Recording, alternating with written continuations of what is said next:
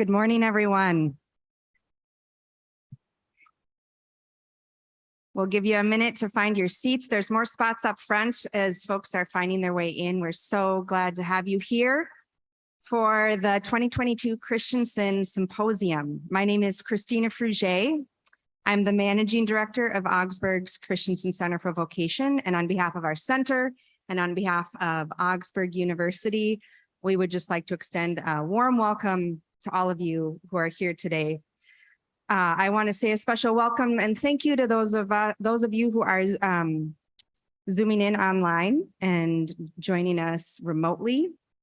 I would like to extend our gratitude to all of those off-campus guests and visitors we have who have come here for this special time and conversation today. And most importantly, a special welcome to our students for whom this message and this time is truly for. So thank you for being here. Today's Christensen Symposium is one of several guest lectures in Augsburg's Convocation series that are offered throughout the academic year. This is a time to provide dedicated space to hear from outstanding leaders and visionaries around the big questions of our time. And I'm so excited for you to hear from my friend and colleague, Jeremy Myers, in just a few moments.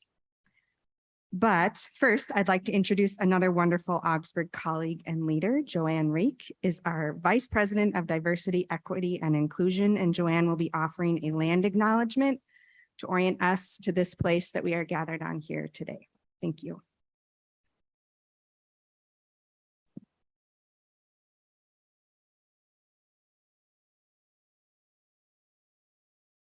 Hello, everyone, and good morning. Augsburg's spirit is propelled by a heartbeat that started long before us. The heartbeat was present even before our founding more than 150 years ago. It was present when the land we all stand on now was stewarded by the Dakota people. The Dakota are the original inhabitants of this area, and they are still thriving here today. We honor their wisdom about this place, their recognition that we are all part of the same creation. We share their sense of obligation to the larger community, including future generations.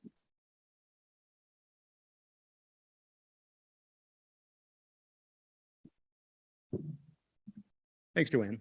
Good morning, everyone. I'm Paul Pribanow, the president here at Augsburg, and it's my joy to welcome all of you to the 2022 Bernhard Christensen Symposium. This is always the first convocation of our academic year and always very special, whether we are bringing distinguished guests from outside of our campus or lifting up leaders from within our campus. And certainly today, there's special joy because of the opportunity to formally welcome our new Christensen Professor of Religion and Vocation, Dr. Jeremy Myers.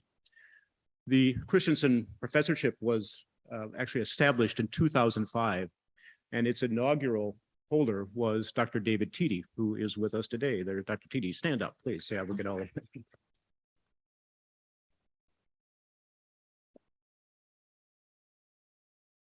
And in many ways, David, in the 5 years he served in the chair, really established the framework for the work of the Christensen Center for Vocation, which Jeremy also leads. And one of the things that he did was so important is he lifted up 5 lessons from the life and work of Bernhard Christensen, the 6th president of Augsburg University. And those lessons continue to be very important to us. They are that Christian faith liberates minds and lives. Diversity strengthens vital communities. Interfaith friendships enrich learning. The love of Christ draws us to God, and we are called to service in the world. And I think you would see today in the work of the Christensen Center and in Jeremy's leadership, the way in which these lessons continue to inform everything we do as a university, both here on campus and in the wider world. David was succeeded by Dr. Marty Stortz, who served for 10 years and was a remarkable part of our community during that time. She was sorry she's not able to be here, but she sent congratulations to you, Jeremy. She knows how excited she is that you are taking up this important post. And now we have the opportunity to really embrace and benefit from the leadership of Dr. Jeremy Myers. It is really a gift to a community to know that we have leadership already present on campus that we can lift up in these important roles.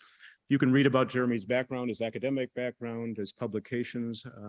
But for me, I think the most important thing about Jeremy is the is the sense of innovation and creativity he's brought to his work here on campus as well in the wider community. The creation of the Riverside Innovation Hub. If you don't know that, you should go in and Google it and learn all about the important work that Augsburg is doing, coming alongside congregations across the metro area to really help them to reimagine how they might work with young people.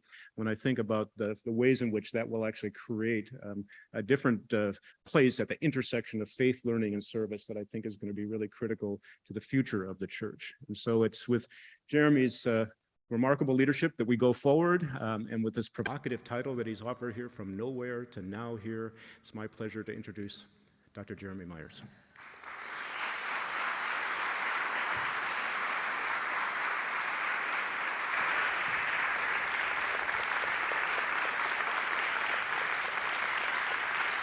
Thank you, President Perbenow. Thank you, President Perbenow.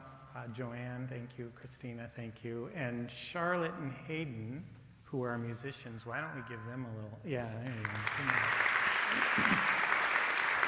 Thanks for sharing your gifts.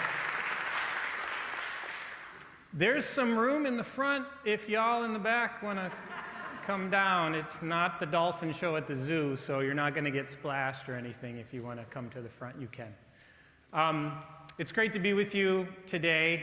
I want to start my presentation by talking a little bit about what this talk will be and what it's not going to be.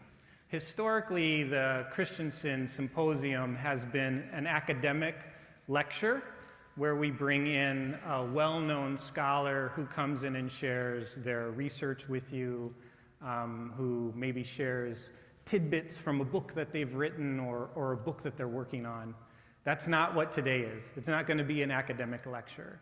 Instead, what I hope to do today is offer you an invitation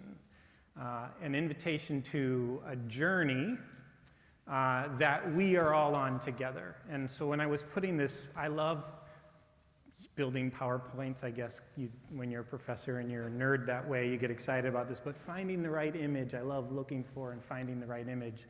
So for this slide, I was trying to find an image of like a pathway through the woods maybe, or like a winding highway on the Pacific coast or the Atlantic coast. But then I thought that's not really the kind of journey that I want to invite us into. It's not a journey from point A to point B, where you have to leave this place to go to that place. Instead, I want to invite you into a journey that's really more about becoming rooted deeply in the place where we already find ourselves, rooted in this place that we call Augsburg. Oftentimes, the hero's journey is the journey that gets celebrated, right? Lord of the Rings, all those kinds of stories where someone has to leave home and go on a quest or a journey to find their meaning and purpose.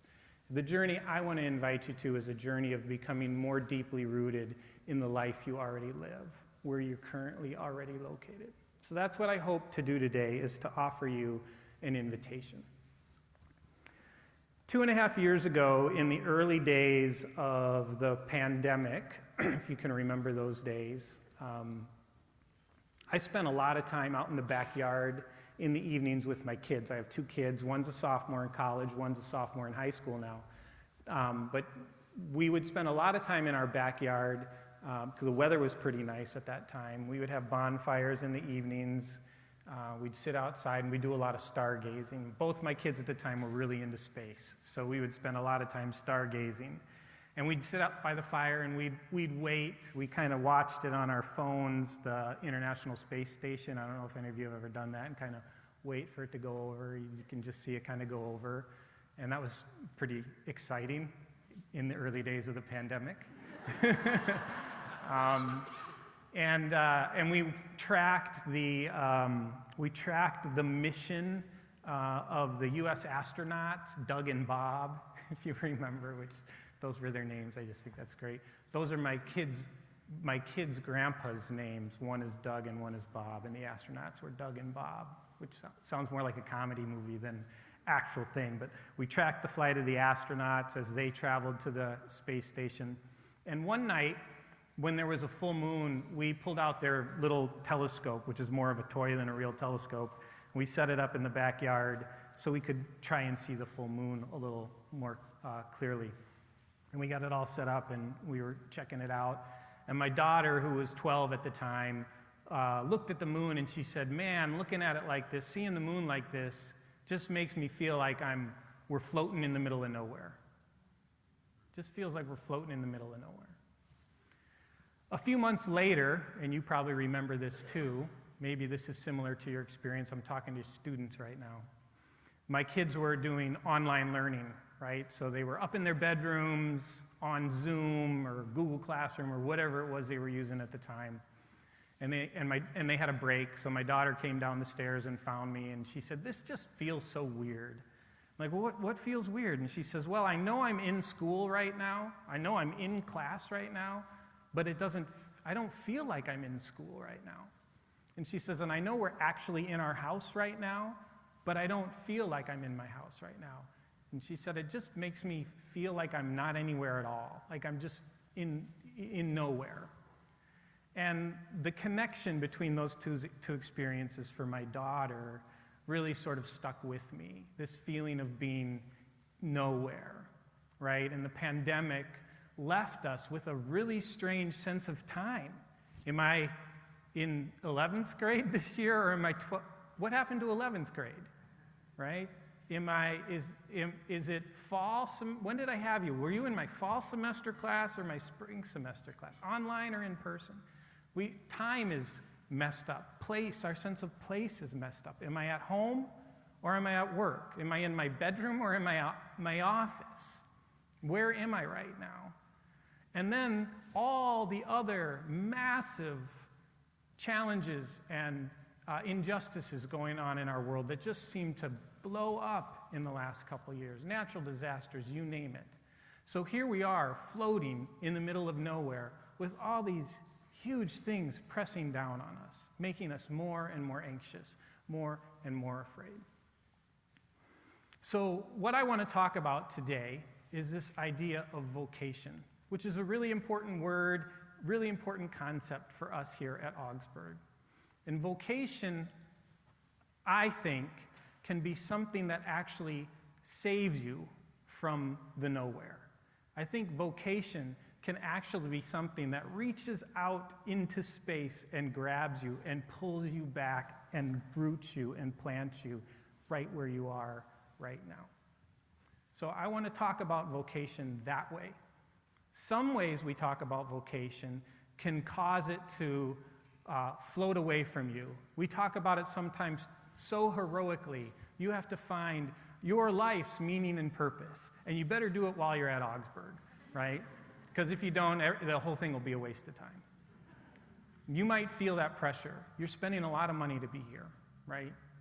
You're carrying lots of responsibilities still at home, managing work, managing families, managing schoolwork. You're taking a big risk to be here, a big risk to be here. And so the pressure to find that big meaning and purpose is very real. And I hope today that this will be an invitation for you to breathe deeply and let go of some of that anxiety and allow yourself to just be rooted in this place. So there are 2 points I want to make today.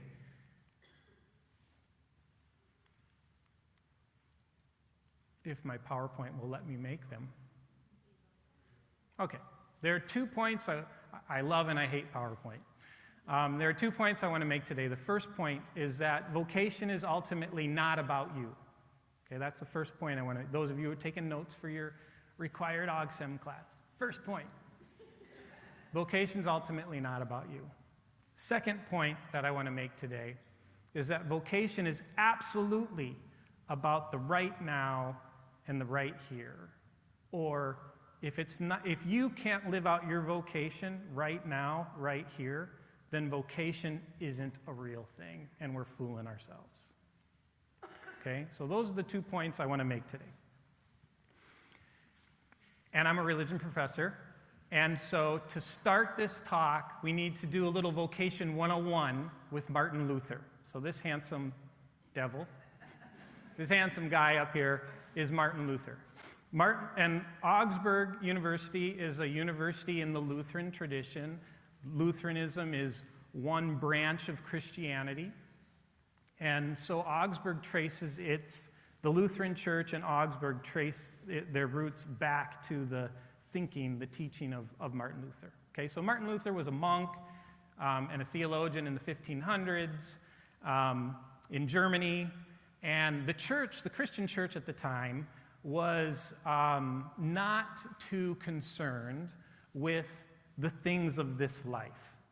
The church at the time was very concerned with heaven, the heavenly life, and how people get to heaven. And what the church was teaching people at that time was that if you wanted to secure for yourself a place in heaven, what you needed to do was give your gifts to the church, right? So you needed to either give your life to the church or give your money to the church. And if you did those things, then you would earn your golden ticket into heaven. Martin Luther found this deeply problematic, oppressive, dishonest, and not in line with Scripture at all. That there really, according to Luther, there wasn't anything you could do to earn your way into heaven. Luther, reading Scripture, saw that as a gift that was given to you. It wasn't, this life wasn't a test to see if you were worthy of heaven. Heaven was a gift to you, that God's mercy was present in the now, in the here, and that God's mercy was a gift to you, not something you had to earn. So Luther saw the Christian church at the time as being terribly abusive and lying to people, and he wanted to change that. So let me try and diagram for you Luther's idea, and if you've ever had me in class, you've seen this diagram. This is you, if you didn't know. That's you on the screen. And this is your neighbor. And the grasshopper will make sense in a little bit, right, Mina? Yeah, grasshopper will make a little more sense here in a minute. That's you and that's your neighbor. Luther talked about how we live our lives simultaneously in two realms. We live our lives in two realms at the same time. We live our life in this earthly realm in relationship with our neighbor, and we live our lives in the heavenly realm in relationship with God.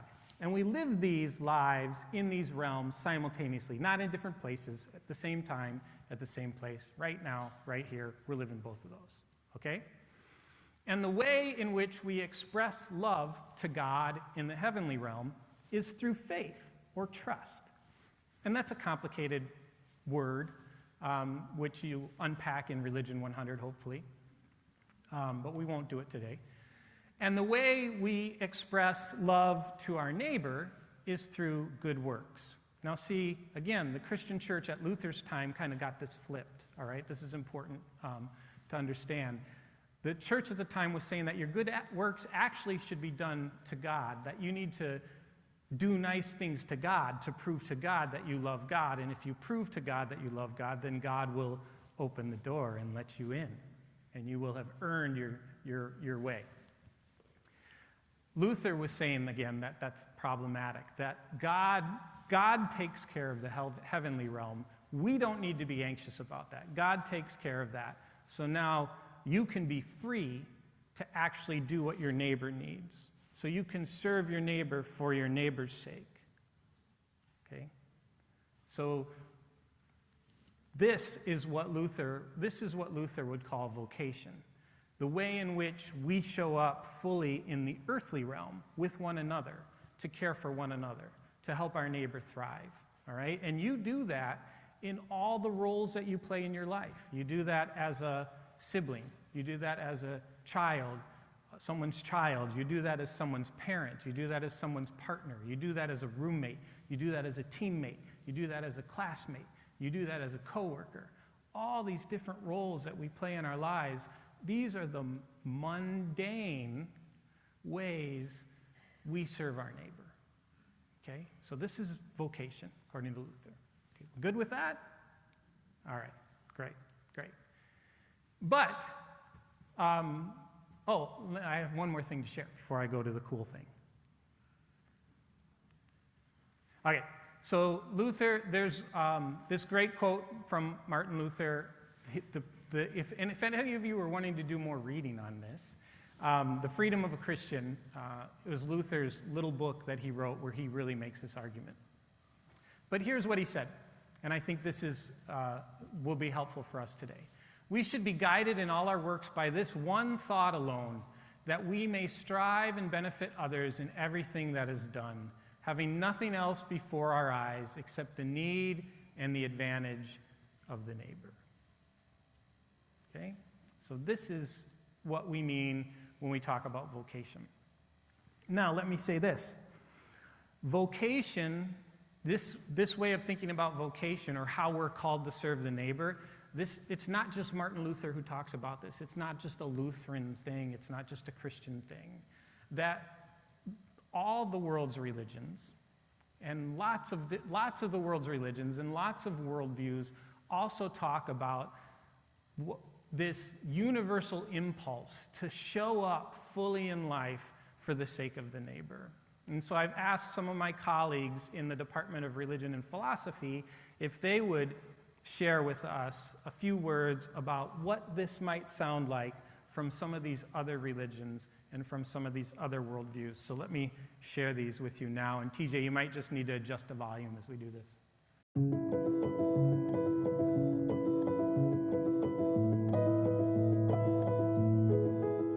Hello, I'm Eva Patel, Assistant Professor of Religion, specializing in Hinduism and Buddhism. There's a philosophical view from classical India that is reflected in Hindu and Buddhist ethics. It says that there is a cluster of 4 virtues called the Brahma Vihara that, when perfected, reflect godly qualities in a person. And these are: 1, showing active goodwill towards all; 2, recognizing the suffering of others; 3, recognizing that our happiness is tied to the happiness of others; and 4, impartial engagement towards all.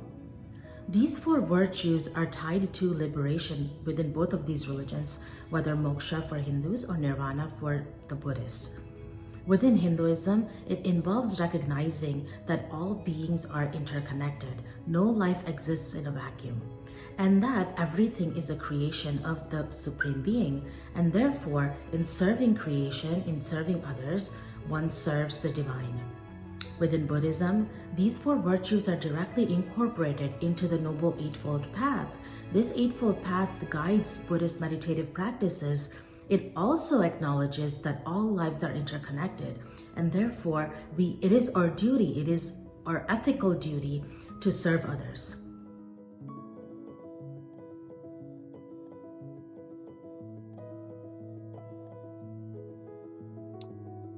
Hello, my name is Shana Scheinfeld, and I am Assistant Professor of Religion here at Augsburg. Within Judaism, there is a concept called tikkun olam, which literally means to repair or heal the world. Over the past 2,000 plus years, Jewish scholars, theologians, and mystics have interpreted what it means to repair the world in a variety of ways, including making just laws and taking individual responsibility. In modernity, tikkun olam is understood as Jewish responsibility on both small and large scales, for one's own community, for the larger society, and for the environment. In this understanding, each Jew has a responsibility to take action in whatever way they are able or called to do so.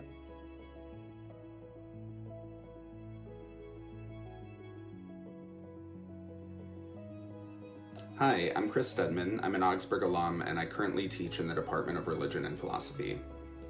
In secular humanism, there is a significant emphasis on how we as human beings can work to address the problems of this world.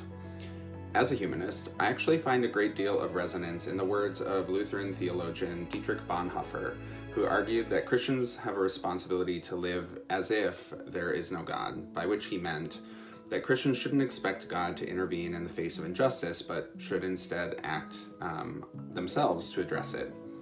And to me, this is the place where people of all faiths, as well as non-theists and non-religious people like me, can meet, in recognizing and responding to the world's many great injustices, arm in arm together. Which, when I think of my vocation, is a big part of it, seeking the intersections between my own worldview and those of my neighbors and my friends, including so many people at Augsburg, so that we may come to better understand one another and work together for the common good. Thanks so much.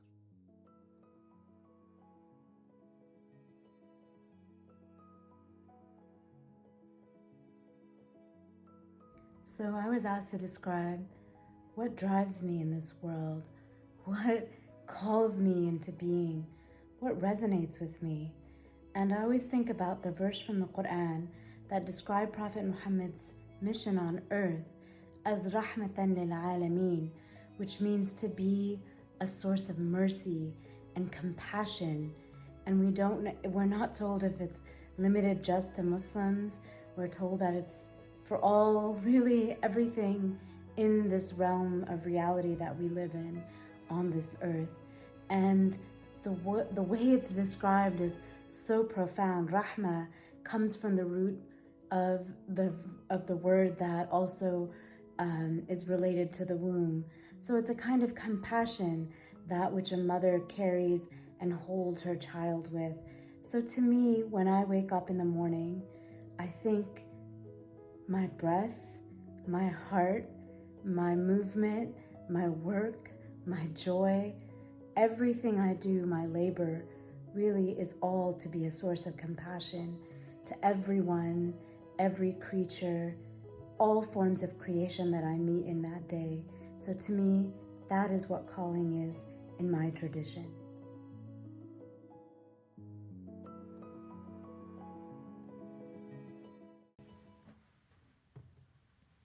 So a big thank you to my colleagues for sharing that.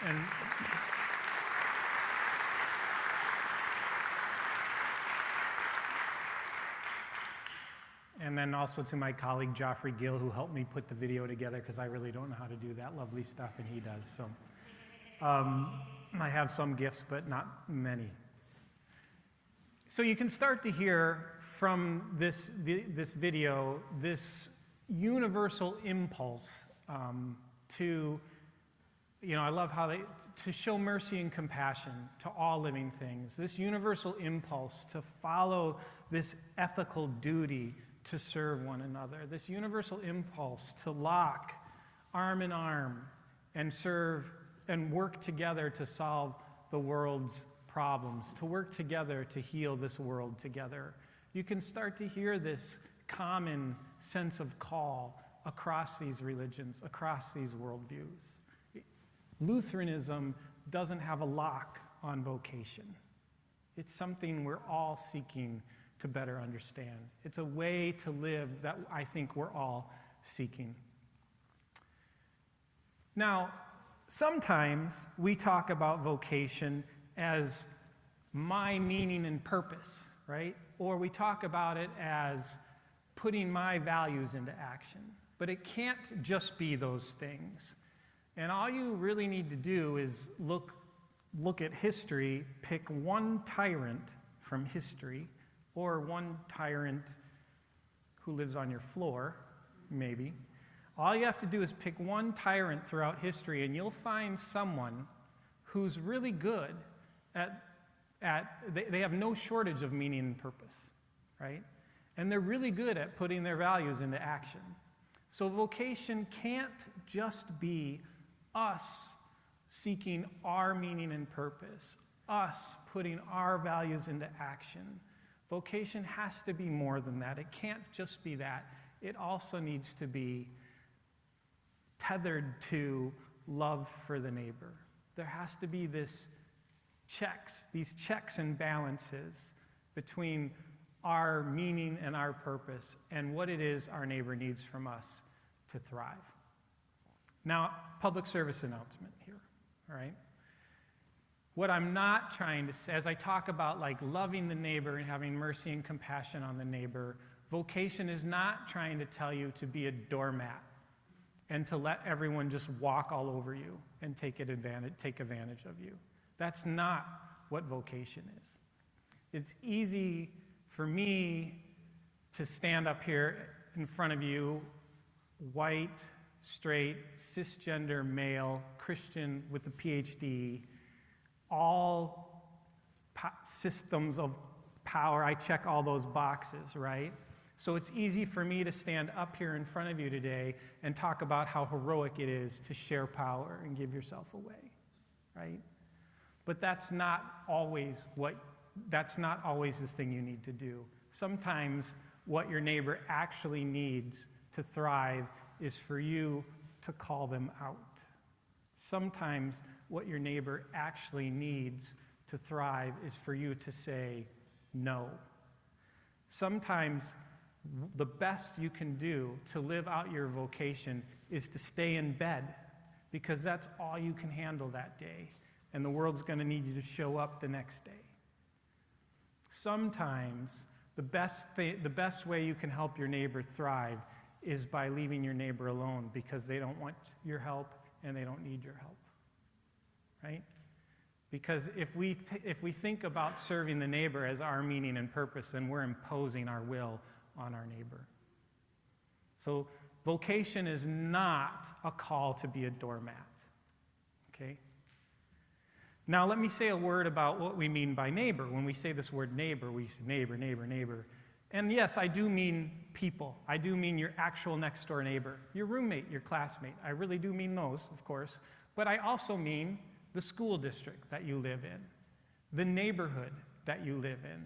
Augsburg is in the Cedar Riverside neighborhood, and it's constantly trying to figure out, what does it mean to be a neighbor to the Cedar Riverside neighborhood? The watershed that we live in is also our neighbor. The water that flows through this land that we live on, the critters that live on the land that we live on, is neighbor to us. The land that we live on that grows our food is neighbor to us. So if all of these things are a neighbor, all of these things place demands upon us, all of these things expect us to show up in the world in a particular way so that these things can thrive.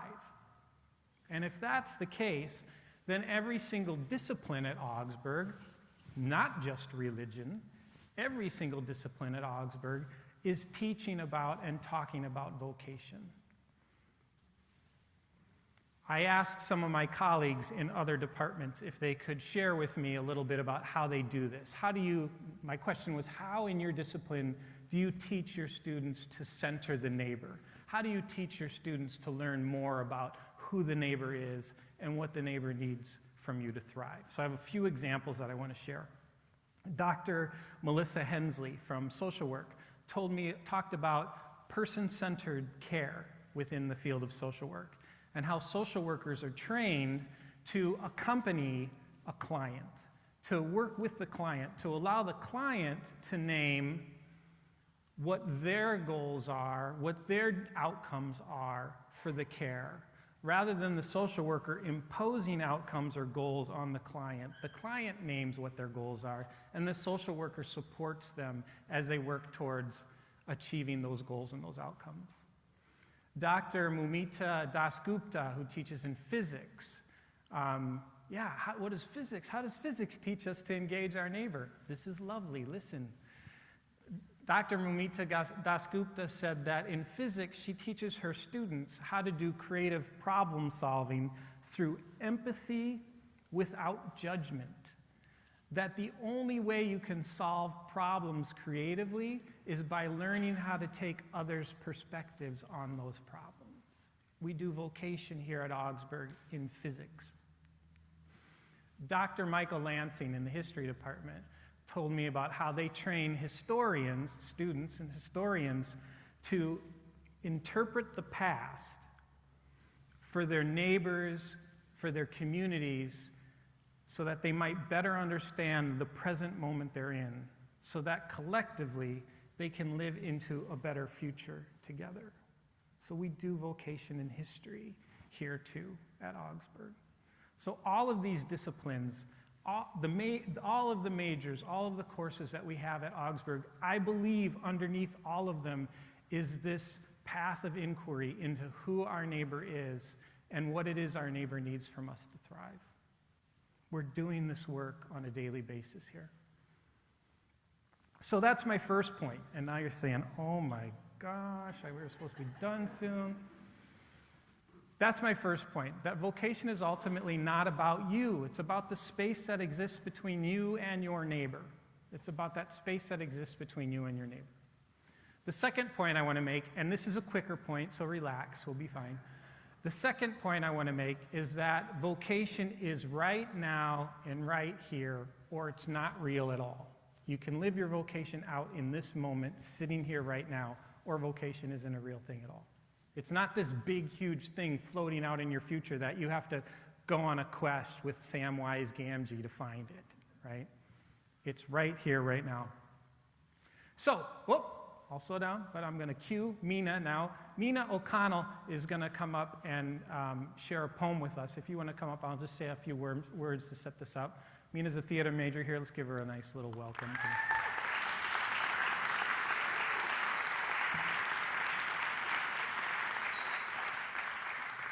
So I'm not good at being in the present moment. That's hard for me. That's not a natural inclination for me. I have to work hard at that. And so I carve out a little bit of time each morning to do some mindfulness practices, which helps me do that. And one of those practices is reading poems, reading poetry, because poetry helps me become a little more attentive to the present moment. It helps me become a little more aware of my neighbors. It helps me be more compassionate. So I read a little bit of poetry every morning, and there's one poet who I particularly love right now, and her name is Mary Oliver. And Mina is going to read a poem by Mary Oliver for us right now, which will help us get a better sense of what it means to be in the right now, right here. And I'll have the words up on the screen if it helps you to follow along. Who made the world? Who made the swan and the black bear? Who made the grasshopper? This grasshopper, I mean, the one who has flung herself out of the grass, the one who is eating sugar out of my hand, who is moving her jaws back and forth instead of up and down, who is gazing around her with enormous and complicated eyes. Now she lifts her pale forearms and thoroughly washes her face. Now she snaps her wings open and floats away. I don't know exactly what a prayer is. I do know how to pay attention, how to fall down into the grass, how to kneel down in the grass, how to be idle and blessed, how to stroll through the fields, which is what I have been doing all day. Tell me, what else should I have done? Doesn't everything die at last and too soon? Tell me, what is it you plan to do with your one wild and precious life? Thank you.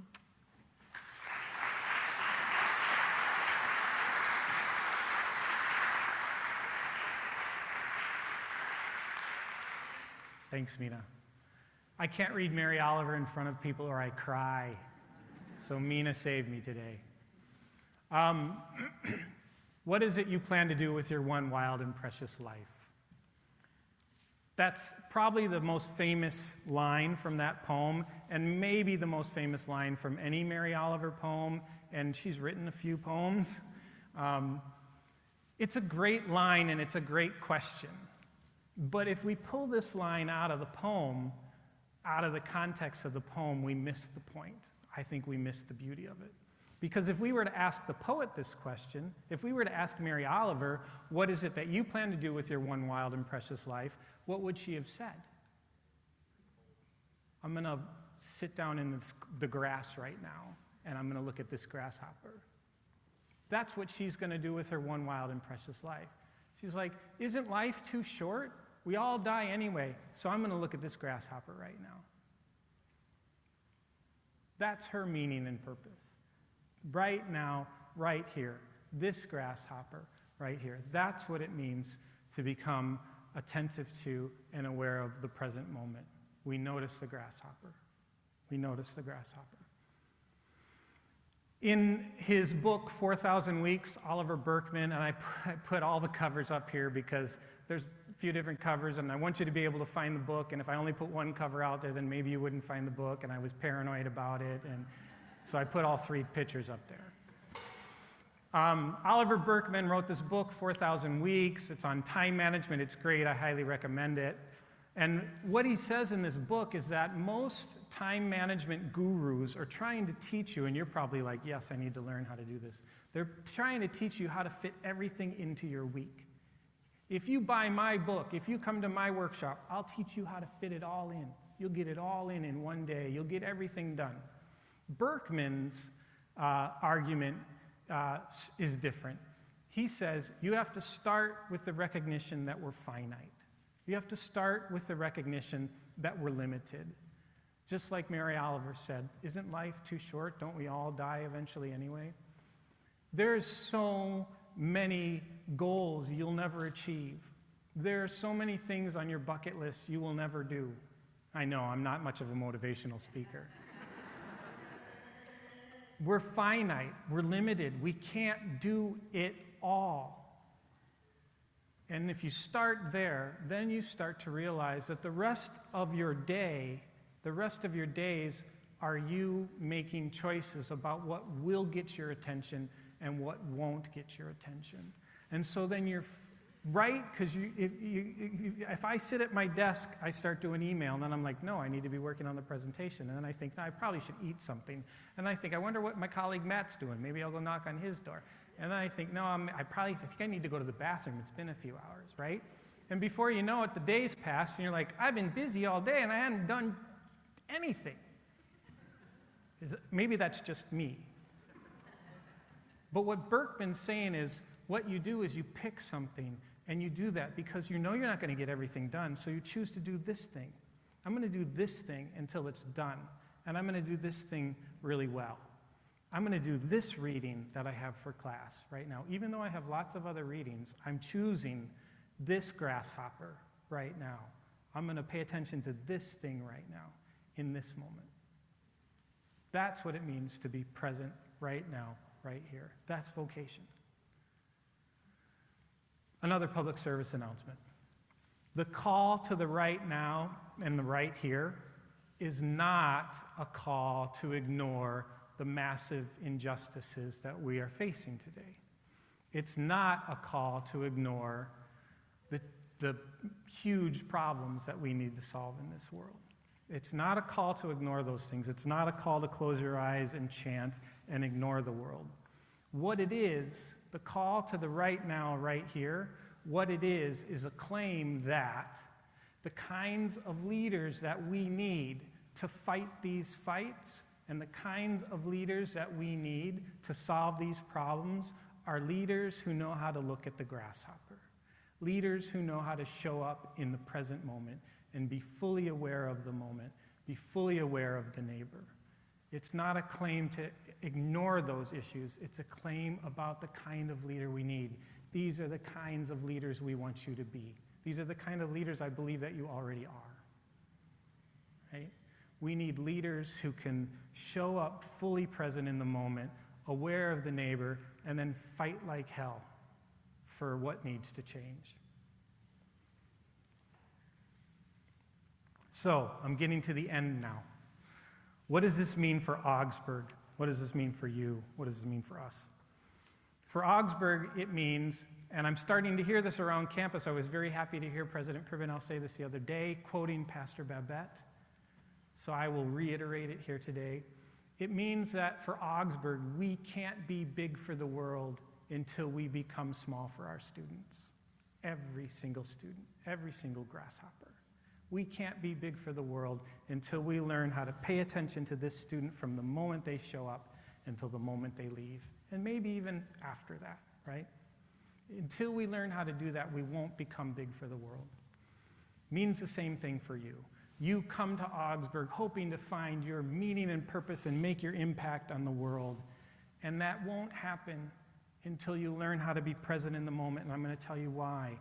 Because if you spend this present moment hoping for a future that's still out there, then when that future comes, you're going to miss it because you're waiting for the next future. You see what I'm saying? If you're spending this present moment waiting for some big future to arrive, when it arrives, you're going to miss it because you're still looking for the future. If you learn how to be present in this moment, then you'll know how to be present in the next moment, and the next moment, and the next moment. That's vocation. That's call. Showing up right now, right here, for the sake of the neighbor. So let me end by reminding you about the invitation. This was an invitation today into a journey of becoming more deeply rooted into this place, more deeply rooted in the here and now, more deeply rooted in our common quest, our common quest of inquiry to figure out who our neighbor is and what it is our neighbor needs from us to thrive. It's not a journey where you need to go on a quest to find some vocation that's hidden out there in the future from you. It's an invitation into the right here and the right now. That vocation is something that saves us from the nowhere, plants us firmly right here with one another in this moment of time to do this good work that we've been given to do today. And we get to do that together. And I think that's pretty great. So thank you for being here. And we have time to take, I have time to take some questions and answers. If anyone has them, I think we have microphones to pass. Yay, Joffrey's the one who helped me make the video. Thanks, Joffrey.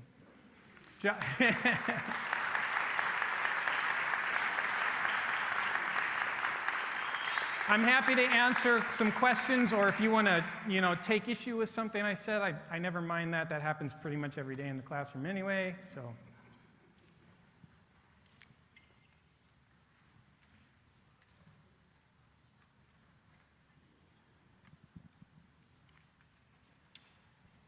You never know if no questions is a good thing or a bad thing.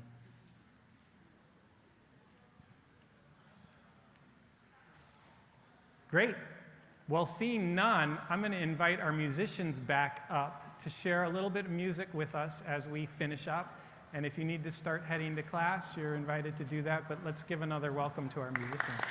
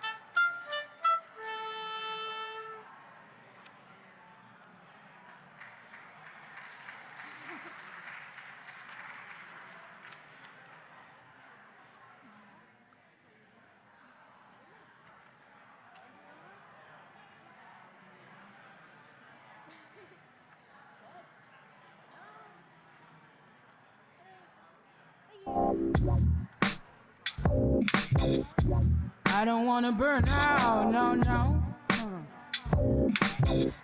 Well, baby girl, take it.